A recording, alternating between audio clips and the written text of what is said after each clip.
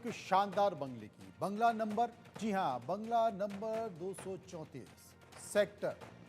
एक सेक्टर है नोएडा में जिसकी चर्चा आजकल चारों तरफ चल रही है और उसी सेक्टर के मद्देनजर आखिर क्या हो रहा है इस बंगले नंबर में, गौर से देखिए इस कार्यक्रम में।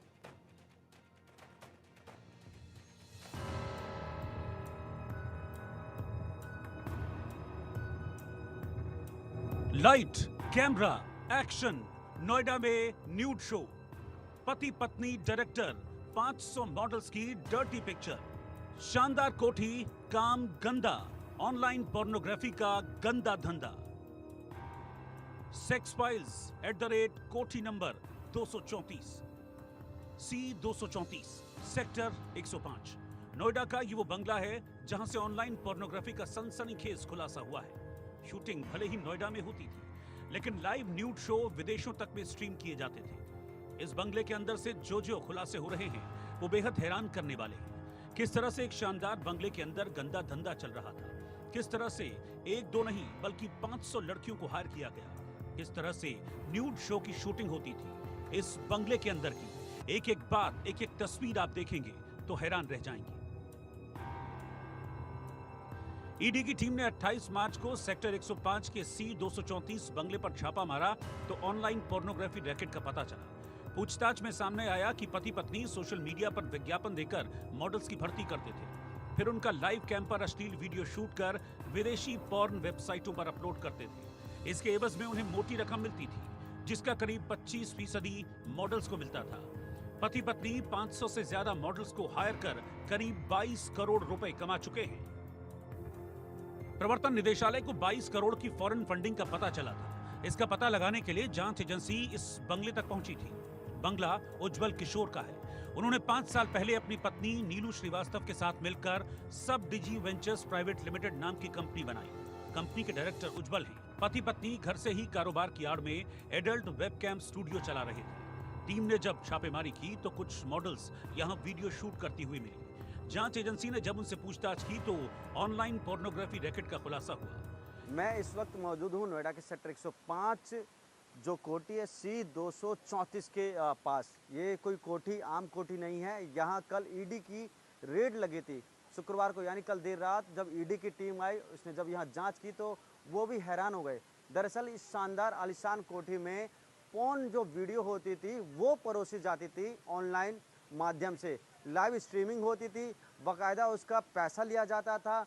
ईडी ने 2 लोगों को गिरफ्तार किया है, यानी कि जो दंपत्ति थे उनको गिरफ्तार किया है। कल से ही इस घर में ताला लगा है। बड़ी हैरानी की बात है कि ये रिहायशी एरिया है और रिहायशी एरिया में पोर्न वीडियो बनाई जा रही है, परोसी जा रही है, ऑनलाइन स्ट्रीमिंग की जा रही है। बाकायदा जो विदेशी पोर्टल हैं, यानी कि जो पोर्न साइट्स है, वहाँ पर वो चीज़ सेल की जाती थी। बताया जा रहा है कि 15.5 करोड़ से अधिक का जो कैश ट्रांजैक्शन है वो ईडी को पता चला। इसके साथ साथ जो दंपत्ति थी वो मॉडल्स का भी सहयोग लेती थी, यानी कि जो मॉडल्स होती थी, हाई प्रोफाइल मॉडल्स होती थी, उनकी वीडियो भी चैटिंग के दौरान दिखाई जाती थी। बाकायदा पैसा लिया जाता था। अगर 100% पेमेंट आती थी तो इसमें से 75% दंपत्ति अपने खाते में डालता था और बाकी जो पैसा था वो मॉडल्स को दिया जाता था। ईडी की छापेमारी में बंगले के ऊपरी हिस्से में एक प्रोफेशनल वेबकैम स्टूडियो मिला। स्टूडियो में हाईटेक सेटअप लगाया गया था, जहां से ऑनलाइन कंटेंट विदेशी साइटों को भेजा जाता था। उज्जवल किशोर ने ईडी को बताया कि उन्होंने साइप्रस की एक कंपनी टेक्नियस लिमिटेड के साथ समझौता किया। टेक्नियस लिमिटेड एक्स हैमस्टर और स्ट्रिपटेड जैसी पॉर्न वेबसाइट चलाती है। नोएडा में देसी पॉर्न बनाकर ये कपल विदेशी वेबसाइट्स को भेजते थे। बदले में उनके अकाउंट में मोटी रकम भेजी जाती थी। कस्टमर का पैसा पहले क्रिप्टो करेंसी के जरिए टेक्नियस लिमिटेड के पास जाता, इसके बाद उज्जवल के पास भेजा जाता था। उज्जवल ने फेसबुक पर chepto.com नाम का एक पेज बनाया था, जिसमें मॉडलिंग के ऑफर दिए जाते थे और लड़कियों को मोटी सैलरी का लालच देकर हायर किया जाता था। दिल्ली एनसीआर की कई लड़कियों ने इस पेज के जरिए उनसे संपर्क किया था। जब वो नोएडा स्थित फ्लैट पर ऑडिशन देने पहुंचती तो आरोपी की पत्नी उन्हें इस पॉर्न रैकेट का हिस्सा बनने का प्रस्ताव देती थी। लड़कियों को 1 से 2 लाख रुपए महीना कमाने का लालच दिया जाता था। जांच एजेंसियों को शक है कि इस रैकेट के जरिए 500 से ज्यादा लड़कियों को हायर किया गया। मजबूर लड़कियां, बेरोजगार लड़कियां और जो पैसे के लालच में आकर जो ऐसा काम करती हैं, उनको ये लोग टारगेट करते हैं, उनको ढूंढते हैं ढूंढ के टारगेट करके उनका ब्रेन वॉश करते हैं। ब्रेन वॉश करने के बाद ऐसी पिक्चर्स बनाने के लिए उनको राजी करते हैं या मजबूर करते हैं, दोनों दिशाओं में बात होती है इसमें। तो ये एक बड़ा जघन्य अपराध है, मैं समझता हूँ सामाजिक कुरीति है। इस प्रकार की पिक्चर बनाने वाले लोगों को सख्त से सख्त सजा दी जानी चाहिए। हमारे देश में कानून भी है लेकिन इतना सख्त नहीं है, लेकिन फिर भी अगर इन्वेस्टिगेशन ठीक तरह से की जाए तो ऐसे लोगों को कोर्ट के द्वारा सख्त से सख्त सजा दिलाई जाना ये हमारा काम है, और इसके सजा होने के बाद ही ऐसे काम रुकने की कगार पे होंगे। ईडी के मुताबिक ऑनलाइन पोर्नोग्राफी के दौरान लड़कियों के अलग अलग तरीके के टास्क होते, मतलब कस्टमर जितना पैसा भेजता था उसी हिसाब से लड़कियां एक्ट करती थीं। जैसे हाफ फेस शो जहां आधा चेहरा दिखता था, फुल फेस शो जहां पूरा चेहरा दिखता था, न्यूड कैटेगरी जिसमें लड़की पूरी तरह से नेकेड होती थी। इनके लिए ग्राहकों से अलग अलग रकम वसूली जाती थी। इस कमाई का 75% हिस्सा पति पत्नी के पास जाता था, जबकि 25% हिस्सा लड़कियों को मिलता था। इस मामले में ईडी जल्द ही और भी गिरफ्तारियां कर सकती है। नोएडा पुलिस भी इस मामले की जांच करेगी। ईडी ने इस दंपति के खिलाफ विदेशी मुद्रा अधिनियम फेमा के तहत कार्रवाई की है। फिलहाल जिस तरह से नोएडा में ऑनलाइन पोर्नोग्राफी के इस धंधे का खुलासा हुआ है, कहा यह भी जा रहा है कि इस डर्टी पिक्चर में कुछ ऐसे खुलासे होंगे जिसका ताल्लुक माया नगरी मुंबई से हो सकता है। Bureau report, India news.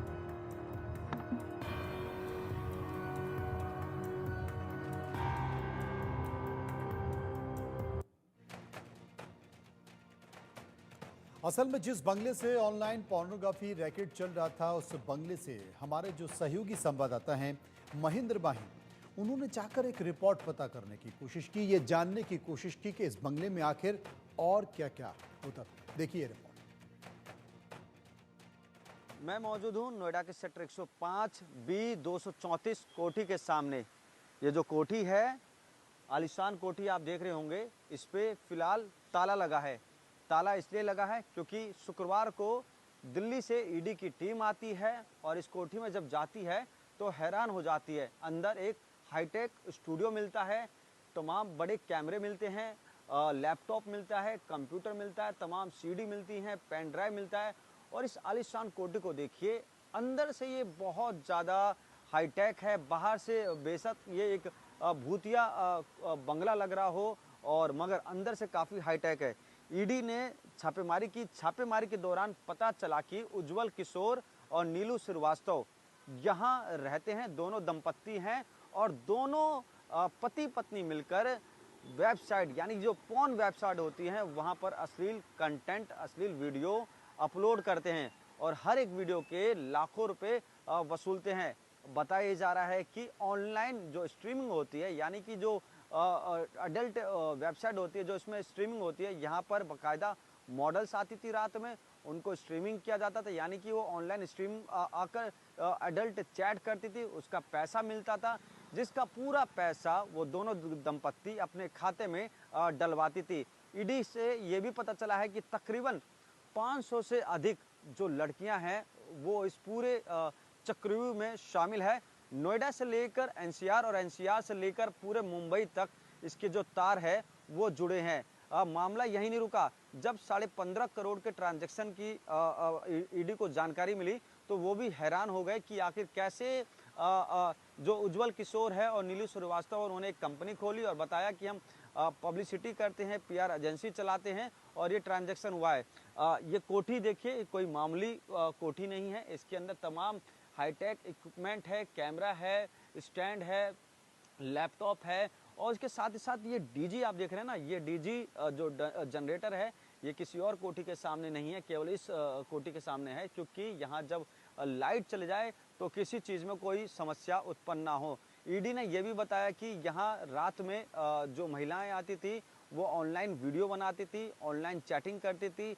Adult जो आपने अक्सर वेबसाइट पे देखते हैं कि पैसा रिचार्ज करिए और एडल्ट वीडियो जो होती है उनसे लड़कियों से आप चैटिंग कर सकते हैं। दूसरी तरफ दोनों दंपतियों पे ये भी आरोप है कि ये एक तरीके से कह सकते हैं हवाला का जो पैसा है वो भी इनके खाते में आता था। जो 22 करोड़ का एक अमाउंट है वो भी ईडी को पता चला है। पिछले 5 साल से नोएडा के इस आलीशान कोठी में दिखाऊंगा, चारों तरफ आप एक बार देखिए। ये आलीशान कोठी है, आलीशान इलाका है और काफ़ी अच्छे हायर क्लास लोग यहाँ रहते हैं। किसी को कानो कान ये खबर नहीं लगी कि इस कोठी में जो सेक्टर 105 बी 233-34 जो कोठी है, यहाँ गंदे काम होते थे लड़कियों को बुलाकर। और आसपास के पड़ोसियों का कहना है कि यहाँ दोपहर में कोई नहीं आता था, केवल रात में यहाँ लग्जरी गाड़ी होती थी, आती थी, उसमें से लड़की उतरती थी, अंदर जाती थी। जाने का सबको पता रहता था मगर आने का कोई समय नहीं होता था। बताया यही जा रहा है कि यहाँ से जो अश्लील कंटेंट है वो परोसा जाता था। जो नए बच्चे होते हैं, जो युवा होते हैं, जो मुंबई जाकर एक्ट्रेस बनना चाहते हैं, फिल्मों में काम करना चाहते हैं, उनको यहाँ फंसाया जाता था अश्लील कंटेंट के नाम पर, पैसे देने के नाम पर। तो अब आसपास के लोगों को जब पता चला कि यहाँ अश्लील हरकत चल रही है तो सब हैरान हो गए। फिलहाल ईडी इनसे पूछताछ कर रही है, स्थानीय पुलिस भी पूछताछ कर रही है और ये जांच में जुटी है कि आखिर कौन कौन लोग इसमें शामिल थे। क्या दिल्ली के लोग इसमें शामिल थे, क्या मुंबई के वो बी ग्रेड की एक्ट्रेस शामिल थी, और कौन कौन से जो बड़े चेहरे हैं इसमें शामिल है, इसका जल्द खुलासा होगा। इंडिया न्यूज़ से महेंद्र माही, नोएडा। आपको याद होगा, कुछ दिनों पुरानी बात है जिसमें राज कुंद्रा और शिल्पा शेट्टी से जुड़ा हुआ एक मामला सामने आया और इस मामले ने, इस विवाद ने पूरे देश को चौंका दिया। पॉर्न इंडस्ट्री का बॉलीवुड कनेक्शन इसमें भी सामने आ रहा है। नोएडा में पोर्नोग्राफी का भी मामला बॉलीवुड से जुड़ रहा है। पॉर्न इंडस्ट्री के कई सेलेब्स पर पहले भी नाम आया है और नोएडा से मुंबई तक हड़कंप मचा। मुंबई से हमारे संवाददाता शाहिद अंसारी ने इस मामले पर एक रिपोर्ट की है, देखिए। नोएडा में एक दंपत्ति के घर पर ईडी ने छापेमारी की। मामला था करोड़ों रुपए के अवैध ट्रांजैक्शन का। ये मामला था 15 करोड़ 66 लाख रुपए के अवैध ट्रांजैक्शन का। लेकिन ईडी के कान उस वक्त खड़े हो गए जब तफ्तीश के बाद ये पता चला कि ये फैमिली यानी ये दंपत्ति अश्लील यानी पॉर्न वीडियो बनाकर उसे भारत से दूसरे देशों में सप्लाई करते हैं और इसके एवज उन्हें भारी रकम मिलती है। कहा जाता है कि इस फैमिली के जरिए पॉर्न वीडियो बनाई जाती थी और इसमें मॉडल और कई सारे एक्टर भी शामिल है। हालांकि तफ्तीश के बाद ये बात भी सामने आई है कि इन्हें जो पैसे मिलते थे उसमें से 75% तो ये रखते थे, जबकि 25% उन लोगों को देते थे जिनसे ये पॉर्न कंटेंट शूट कराते थे। यानी उन्हें मामूली रकम देकर मलाई ये खुद खा जाते थे। लेकिन अब इस मामले में एक और अहम खुलासा हुआ है कि नोएडा स्थित इस दंपत्ति के तार यानी इस पॉर्न इंडस्ट्री का और गोरख धंधा जो चल रहा है, इसके तार नेदरलैंड से तो जुड़े ही है, बल्कि भारत और मुंबई के भी कनेक्शन है। मुंबई में कई लोग इसमें शामिल हैं, लेकिन जांच और तफ्तीश का इंतजार है कि तफ्तीश के बाद ईडी या जांच एजेंसियां इस बारे में क्या कहती हैं। हालांकि इस पूरे मामले के बाद बॉलीवुड में भी खामोशी छाई हुई है। ये कोई पहला मामला नहीं है, बल्कि इससे पहले भी पॉर्न इंडस्ट्री का संबंध बॉलीवुड से आया है और कई गिरफ्तारियां भी हुई हैं। अब इस पूरे मामले में लोगों की नजरें जमी हुई है कि ईडी इस मामले में कब और क्या खुलासा करती है।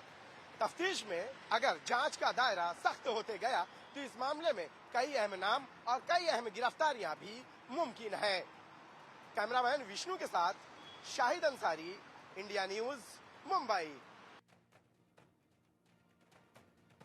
अब सबसे बड़ा सवाल है कि यह घटना हुई और इस घटना में उत्तर प्रदेश की पुलिस को भनक नहीं लग पाई, लेकिन ईडी उन विदेशी मामलों से, विदेशी जो धन आ रहा था, जो पैसा आ रहा था, जो ट्रांजैक्शन हो रहा था, उस पर लगातार नजर बनाए हुई थी और उसी के बाद इस पूरे मामले का खुलासा हुआ।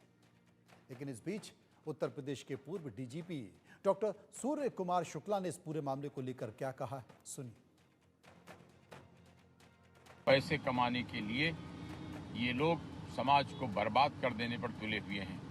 जो पढ़ने लिखने की बच्चों की उम्र है उसमें ये पोर्नोग्राफी का लिटरेचर दिखाकर बच्चों को बर्बाद करने का काम कर रहे हैं। इन पर कड़ी रोकथाम की कार्रवाई और कड़ी दंडात्मक कार्रवाई की जानी चाहिए और आगे के लिए निगरानी रखने के लिए एक मजबूत ब्रांच बनाई जानी चाहिए जो पूरे प्रदेश में सभी जिलों में इस प्रकार की गतिविधियों, हरकतों पर रोक लगाए।